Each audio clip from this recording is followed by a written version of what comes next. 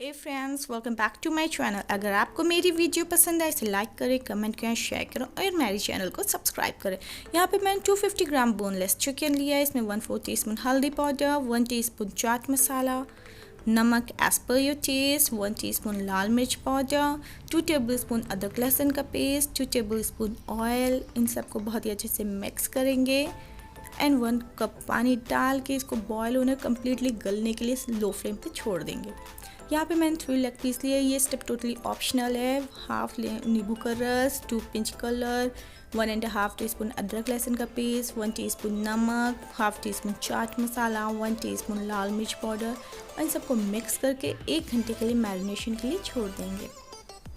यहाँ पे मैंने 2 कप मैदा लिया है। इसमें 1 cup butter add, 2 table spoon butter add कर रही हूँ। बटर मैं इसलिए ऐड कर रही हूँ क्योंकि ओरिजिनल रेसिपी में पड़ी है। एंड 1/4 टीस्पून नमक, 1 एग। इन सबको बहुत ही अच्छा सा मिक्स देंगे हम और इसको गुनगुने दूध से हमें गूंदना है और इसको 15 to 20 मिनट्स के लिए रेस्ट करने के लिए छोड़ देना है। ये देखिए हमारा चिकन बिल्कुल गल गया। इसको दाब के हम प्रेस करते हुए भूनेंगे और बिल्कुल श्रेड कर लेंगे। देखिए बिल्कुल श्रेडेड चिकन हो गया। यहाँ पे हम अपने मैदे के गोले बनाएंगे और इसका पराठा हम बेलेंगे। ये देखिए पराठे की थिकनेस ना बहुत ज़्यादा मोटी है ना पतली, इतनी होनी चाहिए और इसको डीप फ्राई कर रहे हैं।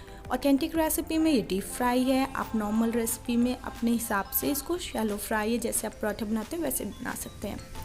और सेम ऑयल में मैं चिकन फ्राई कर रही हूँ, चिकन के लेग पीसेस, जब तक ये कम्प्लीटली गल नहीं जाते तब तक। ये देखिए हमारे चिकन बिल्कुल रेड हो गए हैं, गल गए हैं। अब मैं अपने पराठे के 4 पीसेस कर रही हूँ और इसके अपर लेयर को उठा के इसके अंदर श्रेडेड चिकन फिल कर रही हूँ।